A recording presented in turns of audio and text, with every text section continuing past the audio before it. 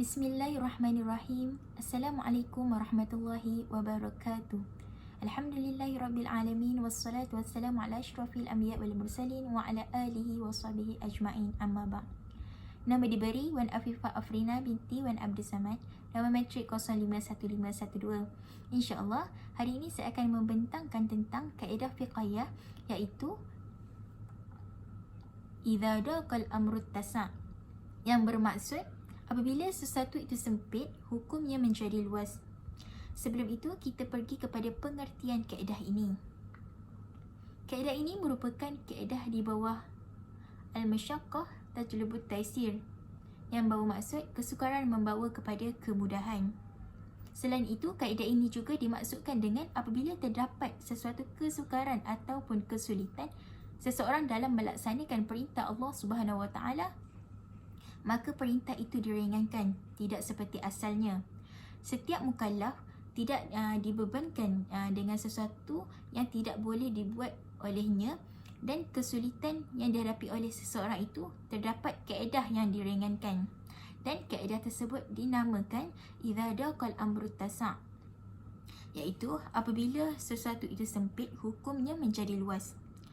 Kaedah ini turut memberi kelonggaran dan keringanan kepada setiap mukallaf yang berada dalam kesempitan atau kesukaran untuk menyelesaikan sesuatu perkara. Penjelasan kaedah merujuk kepada kaedah pecahan idza daqal amru tasa'. Ia dimaksudkan dengan apabila sesuatu itu sempit, hukumnya menjadi luas. Hal ini bermaksud sesuatu keadaan oleh seseorang itu boleh berubah daripada hukum yang asal menjadi hukum yang baru, iaitu sesuatu yang diringankan. Sesuatu yang sempit itu diberikan keringanan kerana Islam adalah agama yang tidak membebankan umatnya dalam menjalankan sesuatu perkara. Dalil kaedah bagi kaedah ini adalah berdasarkan firman Allah Subhanahu Wa Taala di dalam surah Al-Baqarah ayat 185 yang berbunyi, A'udzubillahi minasyaitonirrajim. Yuridullahu bikumul yusra wa la yuridu bikumul usra. Yang bermaksud Allah mengkehendaki kesenangan ke atas kamu dan tidak mengkehendaki kesukaran ke atasmu. Terdapat juga dalil-dalil hadis yang berbunyi, wa innama bu'athtum muyassirina wa lam tub'athu mu'assirin, yang bermaksud sesungguhnya kamu diutus untuk memudahkan dan bukan untuk menyusahkan. Riwayat Bukhari dan Muslim. Ayat ini jelas menunjukkan kepada kita bahawa Islam adalah agama yang memudahkan setiap umatnya, malah tidak membebankan dalam setiap perkara yang tidak boleh dibuat oleh umatnya selagi tidak bercanggah dengan hukum asalnya, setelah diberi keringanan dalam membuat sesuatu hukum. Antara contoh kaedah bagi kaedah ini adalah Imam Syafi'i pernah memberikan contoh jawapan yang sesuai dengan kaedah ini ketika beliau ditanya tentang 3 tempat. Yang pertama adalah wanita yang kehilangan wali ketika dalam bermusafir dan wali menyerahkan urusan musafirnya kepada seorang lelaki. Dalam konteks tersebut, harus hukumnya wali mewakilkan seorang lelaki untuk menggantikan dirinya sebagai wali. Kedua, bekas yang diperbuat daripada tanah liat yang menggunakan bahan bakarannya daripada benda najis. Apakah harus berwuduk dengan bekas itu? Apakah harus berwuduk di bekas itu? Jawapannya adalah Imam Al-Zakashi menjelaskan seseorang itu harus menggunakan bekas yang diperbuat daripada emas dan perak untuk berwuduk sekiranya tidak ada bekas yang lain. Ketiga, lalat yang hinggap pada najis lalu hinggap pada pakaian seseorang. Sekiranya ketika lalat itu terbang, ia sebelum hinggap kepada pakaian dan kakinya telah menjadi kering, ia jelas tidak menyebabkan pakaian itu menjadi najis. Dan Islam adalah agama yang tidak membebankan umatnya, malah meringankan setiap tanggungjawab umatnya. Antara contoh lain yang dapat saya berikan di sini adalah diharuskan untuk melakukan solat jamak dan qasar bagi orang yang bermusafir. Ini bermaksud seseorang yang berada di dalam musafir dibolehkan untuk melakukan solat jamak dan qasar kerana terdapat keringanan yang telah diberikan di situ. Selain itu, antara contoh lain adalah seorang isteri yang masih dalam iddah kematian suami diharus dan dibolehkan untuk keluar dari rumah apabila ada keperluan yang mendesak ataupun untuk memenuhi keperluan keluarga dan ataupun untuk memenuhi keperluan asasi. Ini menjelaskan bahawa seorang isteri dibolehkan untuk keluar rumah untuk mendapatkan keperluan bagi menampung keluarga. Di samping itu, ketika berpuasa Ramadan, seseorang yang dalam keadaan sakit diperbolehkan untuk berbuka puasa, iaitu berhentilah puasa kerana sakit itu sendiri merupakan kesempitan atau kesulitan. Oleh itu dapat disimpulkan di sini bahawa orang yang sakit bolehlah untuk tidak berpuasa pada bulan Ramadan. Tetapi apabila orang yang sakit itu telah sembuh, maka akan terjadi sesuatu yang meluas, iaitu hukum yang baru.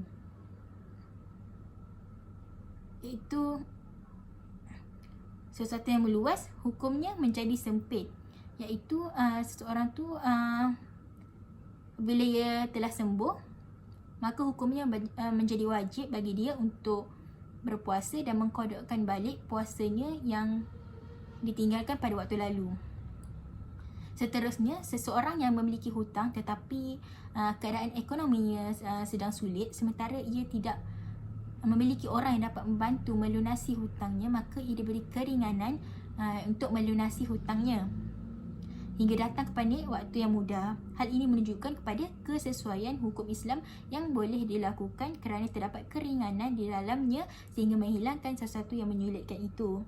Dan apabila kesulitan itu yang menyebabkan meluasnya perkara itu hilang, maka perkara tersebut kembali kepada asal, iaitu seseorang itu perlulah untuk membayar hutang itu semula. Dan sebagai kesimpulan daripada kaedah ini adalah, secara konklusinya dapatlah disimpulkan di sini bahawa kaedah al-musyaqqah tatlubut taisir, yang mana dalam kaedah cabang ini mengulas tentang idza daqal amru tasa'. Dalam kaedah tersebut, sekiranya terdapat suatu perkara yang hukumnya diwajibkan bagi mukallaf tetapi ia berada dalam keadaan kesempitan untuk melaksanakan kewajipan tersebut, maka ia diberi keringanan untuk melaksanakan kewajipannya.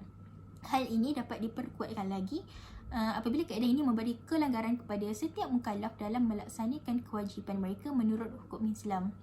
Diseteru dengan adanya keringanan untuk melaksanakan kewajipan tersebut tidak bererti seseorang itu terlepas daripada tanggungjawab